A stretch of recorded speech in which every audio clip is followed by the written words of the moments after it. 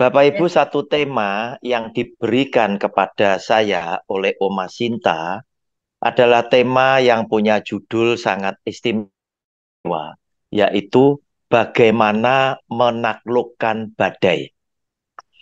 Bapak Ibu, yang dimaksud dengan badai itu apa? Badai itu adalah masalah yang selalu datang kepada setiap orang.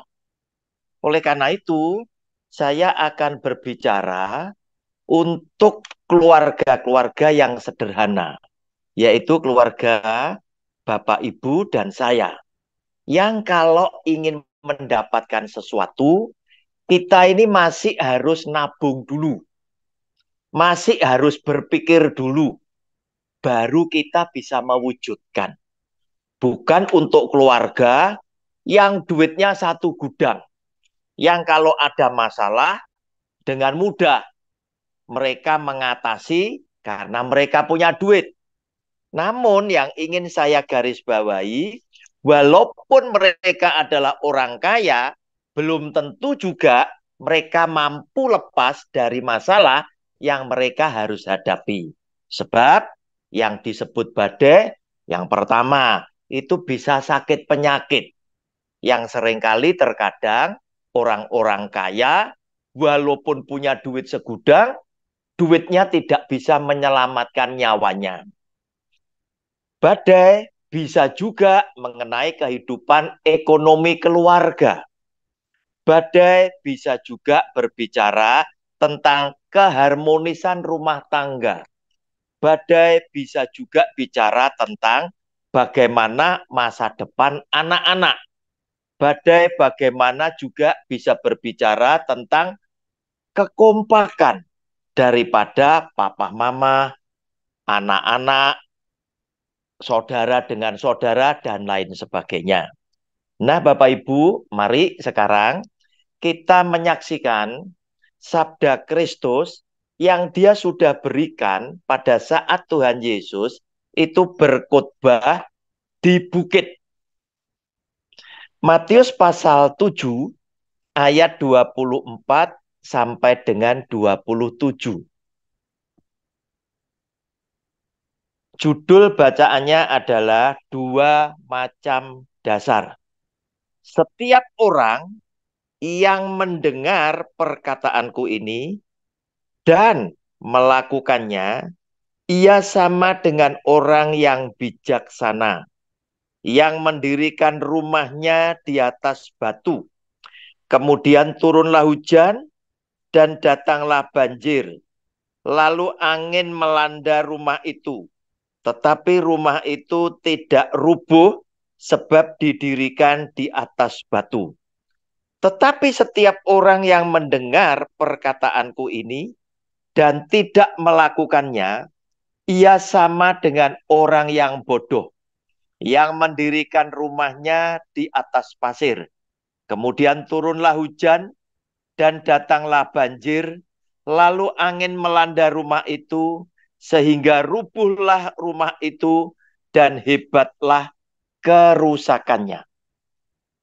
Sampai di sini pembacaan firman Tuhan. Kita yang berbahagia adalah yang mendengar firman Tuhan dan setia melakukan firman Tuhan di dalam hidupnya sehari-hari. Bapak Ibu, lewat sabda Kristus ini, Tuhan Yesus ingin menyampaikan kepada saudara dan saya, walaupun di dalam ayat ini secara tersembunyi, secara tersirat, bahwa sesungguhnya hidup setiap manusia itu tidak akan pernah terlepas dari masalah.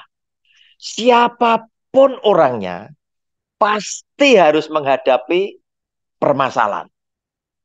Nah, orang Kristen jangan buru-buru ngeklaim dirinya dia sudah beribadah hanya karena dia aktif datang ke gereja. Atau mungkin dia sudah melayani di bidang musik. Dia sudah melayani di bidang pujian. Dia sudah melayani di dalam firman Allah. Kemudian dia sudah merasa yakin. confident, percaya bahwa dia sudah ibadah. Bapak Ibu, yang disebut ibadah itu bukan yang demikian, tetapi adalah orang yang mau datang beribadah ke gereja, katakan, ke persekutuan, katakan, dengan maksud dan tujuan mencari Tuhan untuk mendengarkan sabdanya yang nantinya akan dia pahami, sabdanya akan dipelihara, akan dihidupi di dalam hidupnya sehari-hari. Itulah yang namanya ibadah. Mendengar firman Allah, memahami firman Allah, dan melakukan di dalam hidupnya sehari-hari. Nah, di dalam bacaan ini tadi, Tuhan Yesus mengandaikan ada dua orang. Yang satunya itu suka mendengar sabda Kristus. Kemudian dia melakukan. Nah, oleh Tuhan Yesus, orang-orang seperti ini disebut orang yang bijaksana. Karena mereka sama seperti orang yang sedang membangun hidup rumah tangganya, membangun hidup keluarganya di atas firman Allah, membangun fondasi kehidupannya itu di atas batu, di atas firman Allah, karena mereka menjalankan semuanya itu berdasarkan sabda Kristus. Sehingga ketika masalah itu datang, ada hujan, ada banjir, ada badai, ada angin, maka rumah ini tetap kokoh berdiri, tidak ada kerusakan. Walaupun masalah, ada angin, ada hujan, ada banjir, itu melanda rumah ini boleh tetap berdiri secara kokoh. Namun sebaliknya, orang yang membangun rumah tangganya, yang membangun kehidupan keluarganya, tidak di atas firman Tuhan, tidak di atas batu, tetapi di atas pasir. Maka ketika hujan itu datang, banjir itu melanda, angin itu datang meniup, maka rumah ini akan rubuh. Itulah yang dikatakan orang yang bodoh. Karena mereka mendirikan kehidupannya tidak di atas nasihat firman Tuhan. Nah, Bapak Ibu, apa yang sekarang harus kita lakukan jika kenyataannya setiap orang tidak bisa terlepas dari masalah? Kita ingat janji Tuhan Yesus. Dia memang tidak pernah berjanji kepada Anda dan saya bahwa setiap orang yang setia mengikut dia itu akan lepas, akan bebas dari masalah. Tetapi dia pasti memberikan janji bahwa dia akan menyertai saudara dan saya sampai kepada akhir zaman. Saudara dan saya yang bagaimana adalah saudara dan saya yang dianggap sebagai anak-anak Allah, yaitu orang-orang yang setia mendengar firman Tuhan dan melakukan firman Tuhan di dalam hidupnya sehari-hari. Itulah yang akan disertai oleh Tuhan Yesus sampai kepada akhir zaman. Bapak Ibu, jika badai itu datang, apa yang kita mesti lakukan untuk kita bisa menaklukkan badai? Karena apa? Seringkali masalah ketika itu datang, kita ini dibuat juga ada rasa was-was, ada rasa cemas. Bisa enggak kita melewati? Padahal kita pun punya iman bahwa Tuhan Yesus menyertai kita. Bapak Ibu, yang pertama yang kita harus lakukan yaitu koreksi lebih dulu hidupmu. Apakah kita hidup di dalam firman Allah atau tidak? Perbaiki fondasi hidupmu Apakah hidup saudara dan saya sudah kita dirikan di atas batu, di atas firman Tuhan, sehingga ketika persoalan itu melanda hidup kita boleh punya satu keyakinan. Aku sudah hidup dalam kebenaran, maka aku yakin Tuhanku akan menyertai aku dan aku bisa melewati persoalan yang sedang melanda keluargaku. Bapak Ibu, hati-hati. Sebab firman Tuhan menasihatkan kepada saudara dan saya, berbahagialah engkau yang oleh karena Anda menghadapi kesulitan, anggap itu sebagai anugerah jika Anda mendapatkan kesulitan oleh karena sebuah perbuatan benar. Tetapi jika Anda menghadapi kesulitan, Anda menderita karena pukulan, oleh karena perbuatan tercela, oleh karena dosa, maka itu adalah perbuatan yang tidak baik, yang tidak benar. Oleh karena itu, mengkoreksi diri adalah salah satu tindakan yang pertama yang kita harus lakukan. Siapapun orangnya, ketika masalah itu tiba, kita wajib mengkoreksi diri. Apakah hidup kita sudah di dalam kebenaran? Jika itu ya jawabnya, maka Anda tidak perlu takut, tidak perlu ragu, tetap berjalan karena kita akan dibawa oleh Tuhan keluar sebagai pemenang. Kemudian yang kedua, jadilah orang yang bijak. Di dalam hidup ini butuh orang yang bijak, bukan sembrono. Oleh karena Anda merasa sebagai anak Allah, tetap Tuhan ingin Anda punya kerendahan hati dan jadi orang yang bijak. Seperti apakah orang yang bijak itu? Orang yang bijak itu kurang lebih adalah orang yang tahu. Oh, cuaca awan, kelihatan kok mendung. Berarti saya harus sedia payung sebelum hujan itu tiba. Nah, Bapak Ibu, tadi kan saya sudah katakan bahwa saya berbicara ini khususnya untuk keluarga yang sederhana. Keluarga yang cukup-cukup saja. Bukan keluarga yang duitnya satu gudang. Yang seringkali dengan uangnya mereka bisa langsung lepas dari masalah.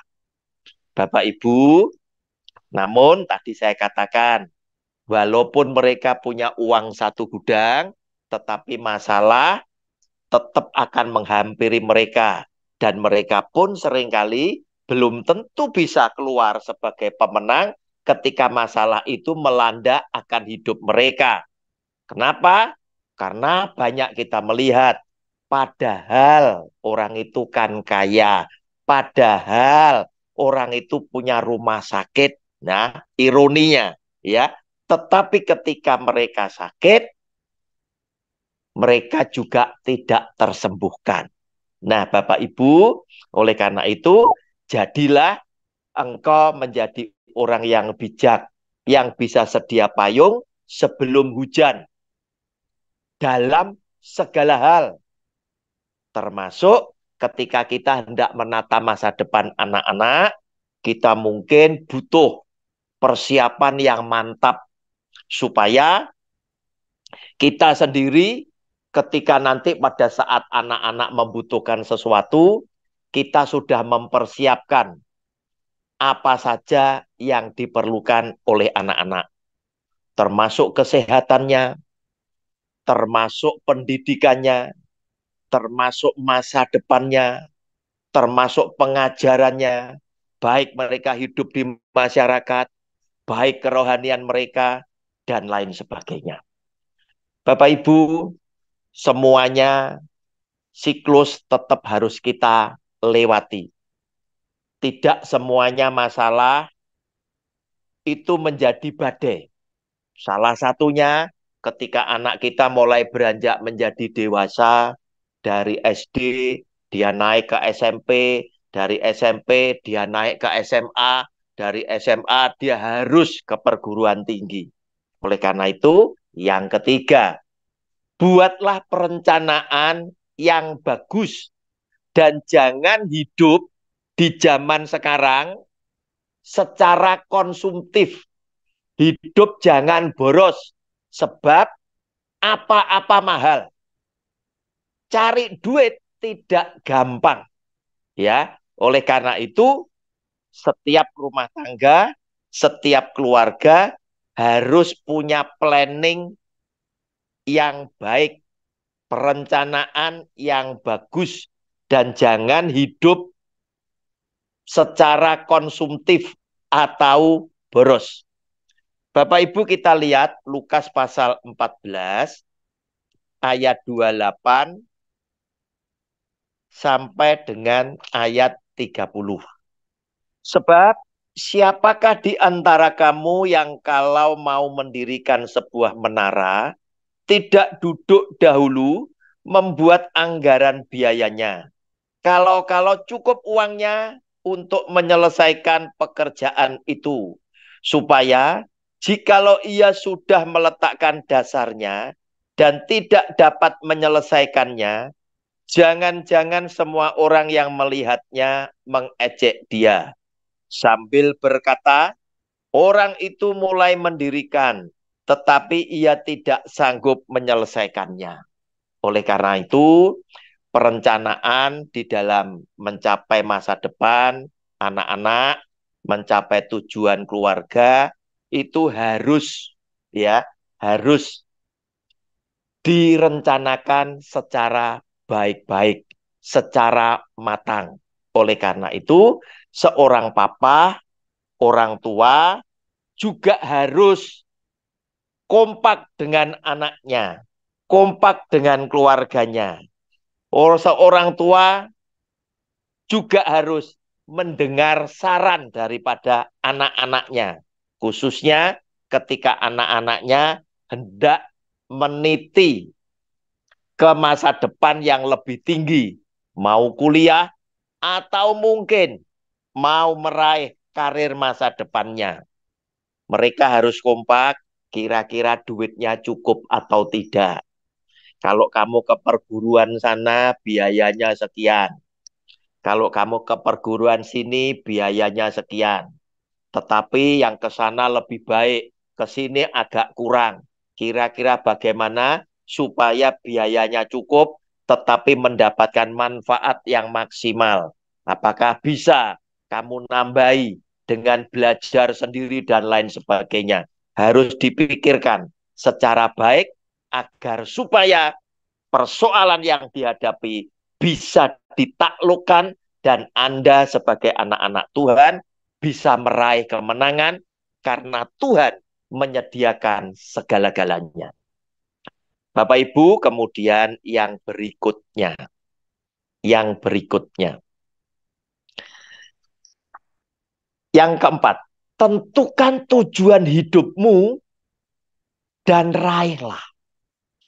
Bapak Ibu, tujuan hidup keluarga itu harus jelas. Apakah Anda mau menikmati hidup? Ada orang tua yang suka menikmati hidup. Kemudian urusan masa depan anak dinomorduakan.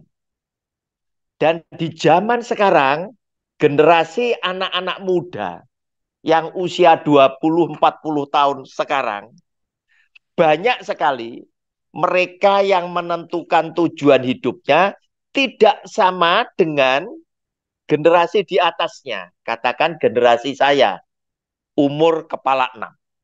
Kalau umur kepala 6 sekarang ini masih mengutamakan bagaimana anak-anaknya itu bisa meraih masa depan yang baik. Tetapi generasi anak saya atau bawahnya, mereka-mereka sudah punya pandangan yang berbeda. Mereka salah satunya ada yang sudah menikah, kemudian memang sengaja mengambil keputusan tidak ingin punya anak. Karena mereka berpikir Anak ini akan menjadi beban di dalam hidup mereka. Anak ini akan menjadikan mereka tidak bisa menikmati hidup. Karena anak bisa sakit. Anak butuh diperhatikan. Anak butuh biaya. Anak butuh masa depan. Dan yang terakhir mereka berpikir, juga belum tentu anak yang dibelain orang tua bisa berbakti atau membahagiakan orang tuanya kelak. Oleh karena itu, mereka yang setelah menikah, mereka punya terkadang pandangan yang aneh, yaitu mereka tidak ingin punya anak. Dan mereka yang lain ada pandangan yang berbeda lagi. Justru mereka ingin menikmati hidup dengan tidak pernah menikah. Nah, Bapak Ibu, Anda yang hari ini sudah punya keluarga, sudah punya anak, bahkan mungkin punya cucu, mari tentukan tujuan hidupmu. Untuk apa engkau ada? Apakah engkau ingin menjadi berkat untuk anak cucumu?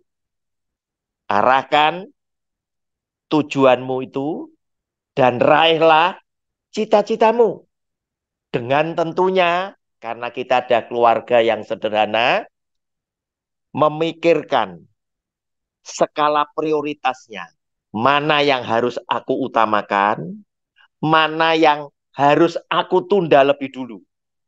Yang jelas, Tuhan yang menyertai akan memberkati saudara dan saya.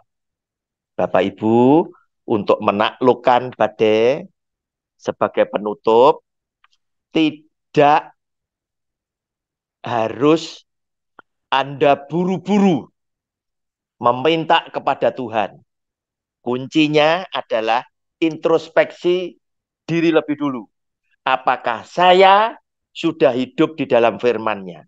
Sebab saya banyak melihat kebanyakan orang Kristen itu saat datang kepada Tuhan, mereka tidak mengkoreksi dirinya. Mereka lebih senang datang langsung dengan persembahan. Seakan-akan persembahan yang mereka bawa kepada Tuhan itu akan melembutkan hati Tuhan, sehingga Tuhan yang mendengar doa permohonan kita itu akan dengan segera mengabulkan doa-doa kita. Bapak Ibu, jangan salah. Tuhan adalah Allah yang maha kaya, yang tidak bisa diperlakukan seperti ini. Urutan-urutan yang Tuhan mau harus kita tahu dan kita perhatikan. Supaya Tuhan berkenan menolong kita. Jangan kita buat urutan sendiri, yaitu datang sama Tuhan langsung dengan persembahan. Bapak Ibu, saya tunjukkan ya, bahwa mengkoreksi hidup itu sangat penting untuk supaya Anda memohon dan Tuhan mengabulkan. Matius pasal 5 ayat 23 dan 24. Sebab itu, jika engkau mempersembahkan persembahanmu di atas mezbah, dan engkau teringat akan sesuatu yang ada dalam hati saudaramu terhadap engkau, tinggalkanlah persembahanmu di depan mezbah itu, dan pergilah berdamai dahulu dengan saudaramu, lalu kembali untuk mempersembahkan persembahanmu itu. Bapak Ibu, Tuhan Yesus saja ketika Anda datang dengan persembahan, tidak langsung diterima. Tetapi dia memperingatkan, hei, kamu punya ganjalan dengan saudaramu. Nggak usah datang dengan persembahan dulu. tinggalkan persembahanmu itu.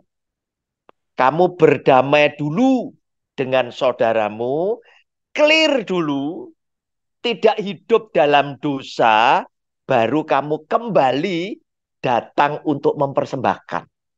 Tuhan tidak membutuhkan persembahan Anda dan saya. Tetapi Tuhan suka jika saudara dan saya itu suka mendengar firman Tuhan dan bertobat. Bapak Ibu, saya tunjukkan ayat yang lain. Di perjanjian lama, nabi yang keras ajarannya, yaitu salah satunya adalah Yesaya. Yesaya pasal 1 ya, sebagai penutup dari renungan ini, bahwa mengkoreksi lebih dulu kehidupan kita, sudah belum kita hidup sesuai dengan firman Tuhan, itu penting. Sebelum kita mohon dalam doa, sebelum kita minta tolong kepada Tuhan, sebelum kita bawa persembahan kepada Tuhan. Sehingga lewat apa yang saya bacakan ini, kita akan semakin tahu bahwa pertobatan, hidup benar, itu nomor satu bagi Tuhan. Sebelum Anda memohon, sebelum Anda mempersembahkan, nomor satu. Bapak Ibu, Yesaya pasal 1, saya bacakan ayat 10 sampai dengan ayat 18. Bertobat lebih baik dari mempersembahkan korban. Artinya, Tuhan tuh lebih senang kita bertobat daripada kita mempersembahkan persembahan, tapi hidup kita masih penuh dengan dosa. Demikian bunyi firman. Dengarlah firman Tuhan, hai pemimpin-pemimpin manusia Sodom, perhatikanlah pengajaran Allah kita, hai rakyat manusia Gomora. Untuk apa itu kurbanmu yang banyak-banyak? Firman Tuhan, aku sudah jemu akan korban-korban bakaran berupa domba jantan, dan akan lemak dari anak lembu gemukan. Darah lembu jantan dan domba-domba dan kambing jantan tidak kusukai. Apabila kamu datang untuk menghadap di hadiratku, siapakah yang menuntut itu daripadamu? Bahwa kamu menginjak-injak pelataran bait suciku. Jangan lagi membawa persembahanmu yang tidak sungguh, sebab baunya adalah kejijikan bagiku. Kalau kamu merayakan bulan baru dan Sabat atau mengadakan pertemuan-pertemuan, aku tidak tahan melihatnya. Karena perayaanmu itu penuh kejahatan. Perayaan-perayaan bulan barumu dan pertemuan-pertemuanmu yang tetap, aku benci melihatnya. Semuanya itu menjadi beban bagiku. Aku telah payah menanggungnya. Apabila kamu menadahkan tanganmu untuk berdoa, aku akan memalingkan mukaku. Bahkan sekalipun kamu berkali-kali berdoa, aku tidak akan mendengarkannya. Sebab tanganmu penuh dengan darah. Basuhlah, bersihkanlah dirimu, jauhkanlah perbuatan-perbuatanmu yang jahat dari depan mataku. Berhentilah berbuat jahat, belajarlah berbuat baik, usahakanlah keadilan, kendalikanlah orang kejam, belalah hak anak-anak yatim, perjuangkanlah perkara janda-janda. Marilah, baiklah kita berperkara firman Tuhan, sekalipun dosamu merah seperti kirmisi, akan menjadi putih seperti salju. Sekalipun berwarna merah seperti kain kesumba, akan menjadi putih seperti bulu domba. Bapak Ibu, itulah hati Tuhan yang lebih suka kita bertobat daripada kita mempersembahkan harta benda milik kita. Sebab Tuhan yang kaya tidak butuh uang kita, tetapi Dia butuh Anda dan saya mendengar firman Tuhan dan melakukan firman Tuhan di dalam hidup kita sehari-hari.